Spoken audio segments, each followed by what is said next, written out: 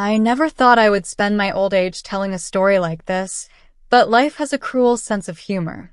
At 65, I believed I had already endured the hardest storms. I had lost my husband too soon, worked myself to the bone to raise my only daughter, and somehow managed to keep our little house filled with love even when money was tight. I thought I had survived the worst. I was wrong. When Anna met Daniel, I told myself to be happy for her. He came from wealth, from a family that lived in a world I could never dream of, but my daughter looked at him like he hung the moon. I swallowed my doubts and gave her my blessing. At the wedding, his parents, Harold and Margaret Whitmore, welcomed me with wide smiles that never reached their eyes. I convinced myself I was imagining it. Maybe I just felt out of place in their marble halls and glittering chandeliers. The first time I visited after the wedding, I saw it. The way Margaret's eyes traveled over my clothes, the small pause before she kissed my cheek, as if touching me left a stain. Harold was worse. Booming voice, bigger ego, always reminding everyone how much he provided. I ignored the sting. For Anna, I told myself. For her happiness. But little by little, they chipped away at me. One night at dinner, Margaret put her glass down and said in that sugary sweet voice of hers, "Anna, don't you think your mother would be more comfortable in a retirement community? She's all alone now, after all. She shouldn't be weighing you down." I felt my fork slip in my hand. Weighing her down? I had worked double shifts, skipped meals, and pawned my jewelry just to make sure my daughter could stand on her own feet. And now, in front of me, I was being described as nothing more than a burden. Anna laughed nervously and tried to change the subject, but Harold wasn't finished. "It would be practical," he said firmly, as though it had already been decided. "We can help with the arrangements." I went home that night with a smile plastered on my face and tears burning in my throat. I told myself Anna would never let them push me aside. She was my daughter, my only child. Surely she remembered the sacrifices. Surely she loved me enough. I was wrong. Weeks later, Anna came to my door. Her face was tight, her eyes colder than I'd ever seen. "Mom," she said, her voice flat, "I think it's best if you stop visiting. Daniel's parents are right. I need to focus on my family now. You'll be fine on your own." And just like that, she walked away. I stood in the doorway, staring at her taillights until they disappeared, feeling as if the floor beneath me had crumbled. Days blurred into nights. I cooked for one. I spoke to no one. I stared at the phone, willing it to ring, but it never did. My daughter, my pride, my reason for living, had abandoned me. Then, one winter morning, came the knock that changed everything. Two men in suits stood at my door, papers in hand. "Ma'am, this property now belongs to the Whitmore family," one of them said.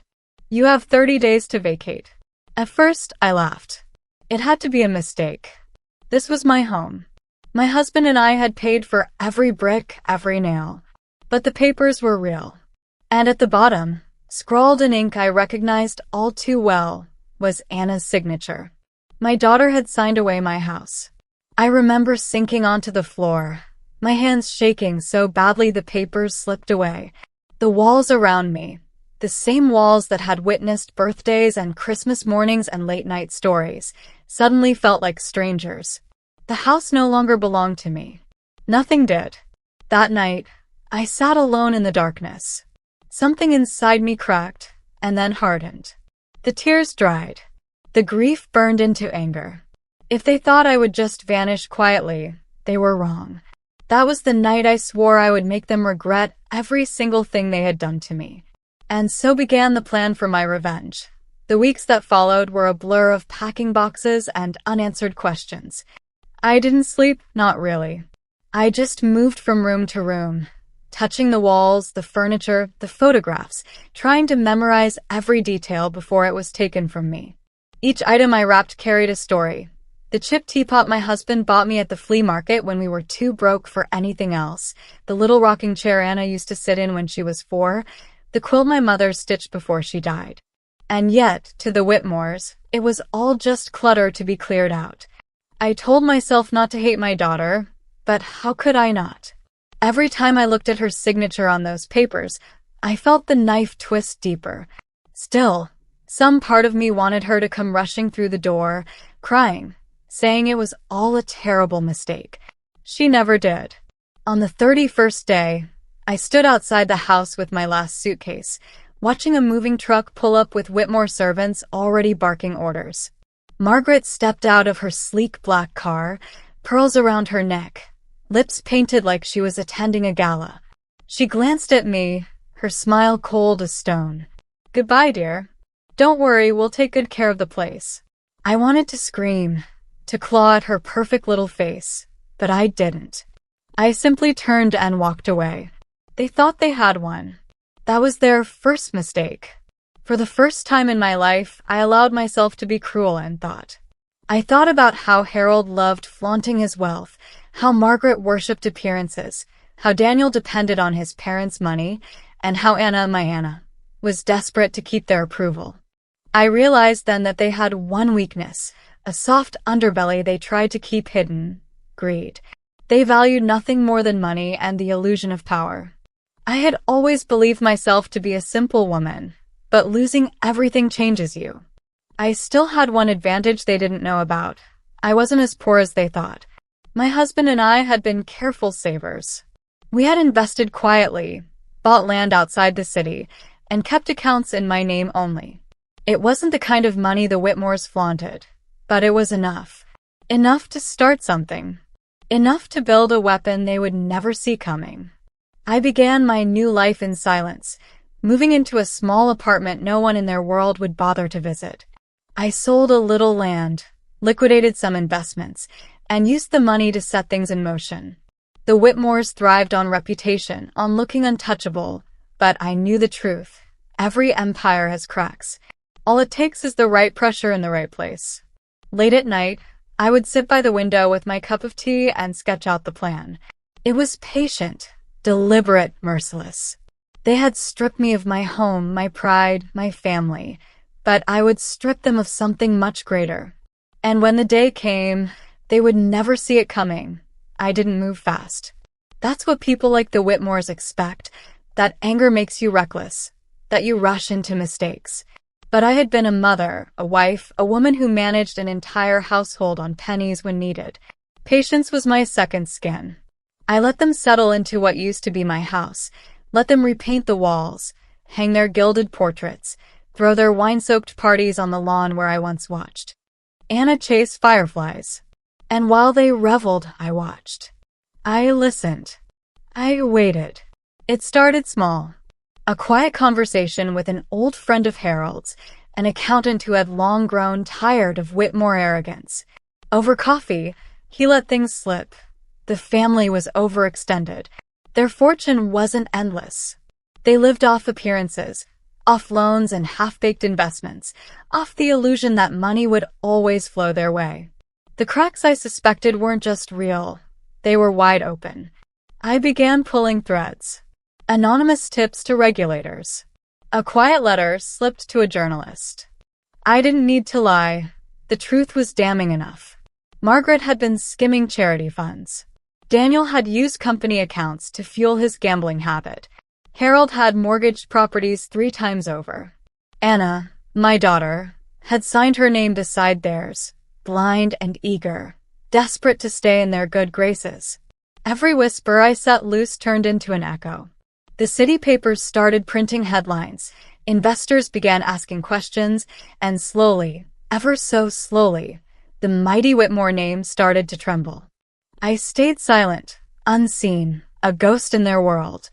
I still wore plain clothes, still rode the bus, still lived in my little apartment. No one suspected me, not even Anna. She thought her parents-in-law were untouchable. She thought she had chosen power over love, security over family. I almost pitied her. Almost. Then came the night I will never forget. Rain hammered against the windows of my apartment as I sipped tea and listened to the radio. A familiar name echoed from the broadcast. Harold Whitmore. Fraud. Investigation. Pending charges. I laughed, and it wasn't the gentle laugh of the woman I used to be. It was sharp, bitter, and entirely new. The phone rang an hour later. It was Anna. Her voice shook as she tried to mask it with control. Mother, I need to talk to you. For a long moment, I considered not answering at all, letting her sit in the very silence she had condemned me to. But I picked up. Yes, dear? I asked, as if nothing had happened, as if she hadn't signed my life away. Her composure broke. She whispered, They're saying terrible things. About Harold, about Margaret, about Daniel. I don't know what to do. Please, I need you. And for the first time in months, I smiled, not out of joy, but because the game had shifted. The daughter who had thrown me out, the family who had mocked me, were now crumbling. And they were running straight back to the woman they had discarded. But here's the thing about betrayal. It changes you. I wasn't going to rush into her arms. Wasn't going to soothe her wounds. No. This time, they would have to beg. And they would. Oh, how they would. Anna showed up at my apartment 2 days later. She wasn't the polished young woman I remembered, parading around in designer heels with her chin tilted high. No, this Anna had bloodshot eyes, trembling hands, and mascara streaks cutting through her makeup. She clutched her purse like it was a life raft. Mother, she whispered, standing in the doorway like a lost child. I didn't know where else to go. I looked at her for a long moment. Part of me wanted to open my arms, to gather her close like when she was 5 and scraped her knee. But then I remembered signing those eviction papers, the coldness in her eyes, the way she chose them over me. So instead, I stepped aside and let her enter without a word. She poured out the whole story in a frantic rush. Harold under investigation. Margaret's name smeared across the papers. Daniel deep in debt. Their empire was collapsing faster than they could hide it. Banks were circling. Friends were vanishing. And the family name was poison in every mouth. And then, the final blow. Their accounts were frozen. Everything's gone, Anna sobbed. We have nothing left. I sipped my tea slowly, watching her crumble. For months, I had dreamed of this moment, of them crawling back broken. But I hadn't expected the weight in my chest, the tug between mother and avenger. And then she said the words I had been waiting for. Mother, please help us. You're the only one we can turn to. The only one. I leaned back in my chair and let silence stretch between us. When I finally spoke, my voice was calm, steady, merciless. Help you? Anna, I warned you once. The people you surround yourself with become your reflection. You chose them. You chose greed and cruelty over love and family. And now you want me to fix it. Her lip quivered. I was wrong. I see that now. Please, just save us.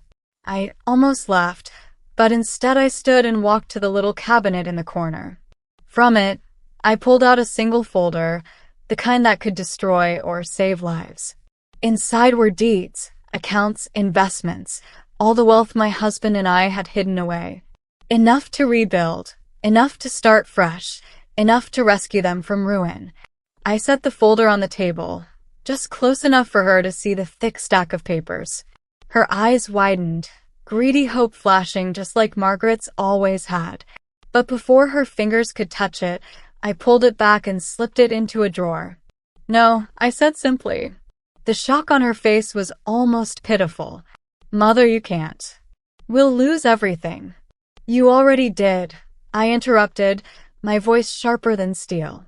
And so did I, the day you chose them over me. Her sobs echoed in the little room, but I felt no urge to comfort her. Instead, I handed her an envelope, one I had prepared weeks earlier. Inside wasn't money, but a letter. A letter addressed to the authorities, containing everything they had done, every fraud, every theft, every lie. My final move. Anna looked at it like it was a death sentence. You wouldn't. Oh, but I would, I whispered. Because while you were busy selling me out, I was busy making sure the world would see the Whitmores for what they truly are. And then the final twist, because justice wasn't just about revenge, it was about legacy. I had already transferred my hidden fortune, every last cent, into a trust. Not for Anna, not for the Whitmores, But for the grandchildren I barely knew. Someday, when they were old enough to choose for themselves, they would learn the truth. They would have a chance to escape the poison of their family's name. Anna stumbled out of my apartment that night, broken and furious. But I didn't chase her. I simply closed the door and sat back down with my tea, the quiet hum of the city in my ears. They had taken everything from me, but in the end, I had taken something far greater from them. Their power, their reputation, their control. And for the first time in a long time, I felt peace. They thought throwing me out of my own house would break me. But in the end, it was their empire that crumbled, brick by brick, secret by secret, until all they had left was the one thing they tried hardest to destroy me.